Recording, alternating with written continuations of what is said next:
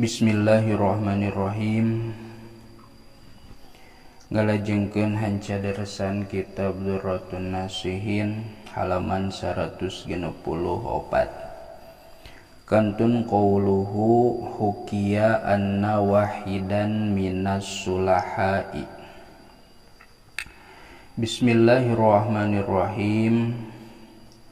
Hukiya dihikayatkeun naon anna wahidan lafad anna wahidan. Anna wahidan saestuna hiji jalma minas sulahai ti sawarehna pirang-pirang jalma anu soleh. Jalasa eta diuk itu wahidan minas sulaha litasyahudi karena arah-arah tahiyat.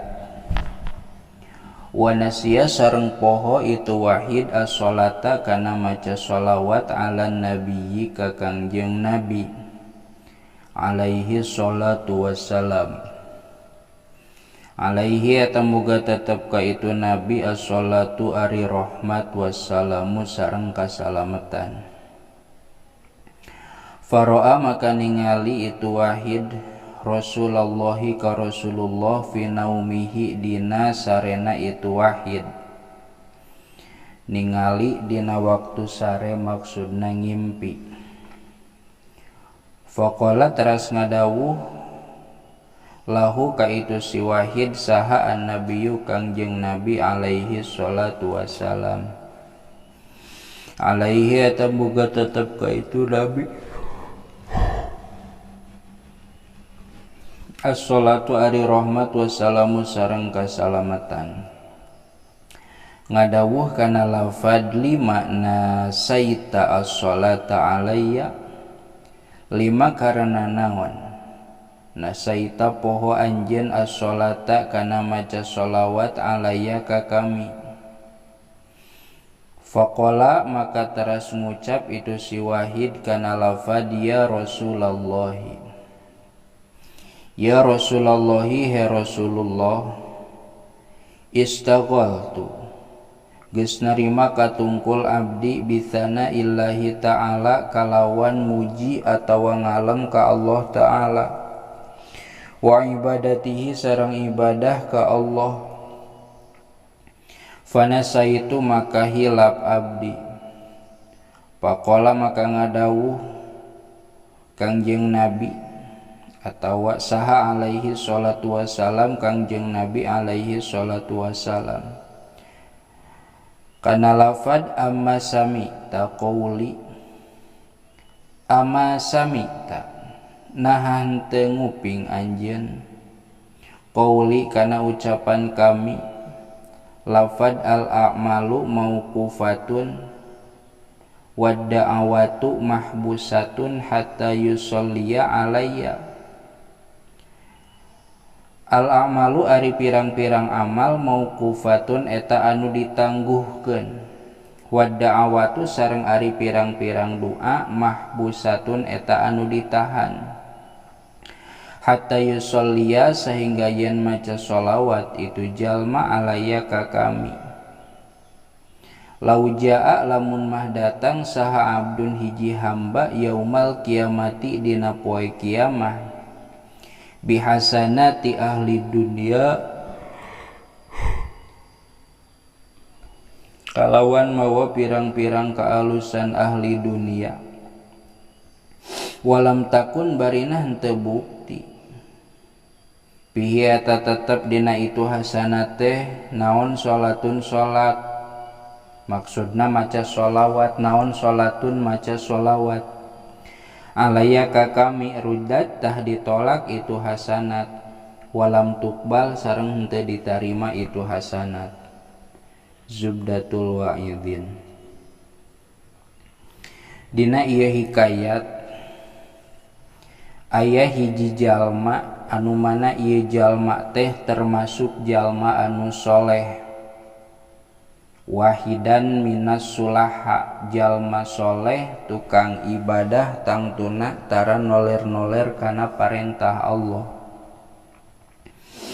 anu mana ieu jalma teh jalasa litasyahudi wa nasiya as-sholata nalika keur salat pas asup kana diuk tahiyat atawa tasyahud akhir ngan eta jalma teh poho kana salat, maksudna poho kana maca sholawat, berarti at-tahiyatul mubarakatus sholawatut thayyibatu lillah nepikakeun asyhadu an la ilaha illallah wa asyhadu anna muhammadar rasulullah. Geus kitu teh assalamualaikum maca tahiyat, sabada tahiyat teu maca sholawat, gitu maksudna.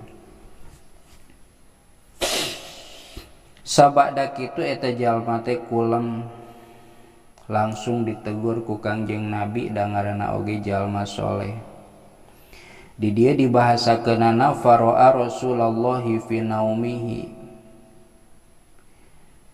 eta jalma anu soleh ngimpen Kangjeng Nabi hadir, bahkan Kangjeng Nabi naroskeun ka anjeunna tina perkara salat anu dina eta salat teh hilap teu maca tahiyat. Naros Kangjeng Nabi ka eta jalma, lima nasaita as-sholata alayya, he pulan mun dipapantes ku bahasa urang nya anu aslina mah wallahu a'lam duka kumaha. Anjeun tadi salat isya urangnya nu langsung sare mah muhun ya Rasul, tahiyat anjeun muhun, naha teu maca sholawat nya kitu nya anjeun teh tadi teu maca sholawat. Lima nasaita as-sholata alayya, kunaon anjeun make nepi ka poho teu maca sholawat ka kami, bahkan eta sholawat teh termasuk kana rukun salat. Kumaha waleranana eta jalma? Faqala ya Rasulullah, hapuntenna ya Rasul, istaghaltu bisana illahi ta'ala, abdi teh katungkul kusana ku ngalem ka Gusti Allah.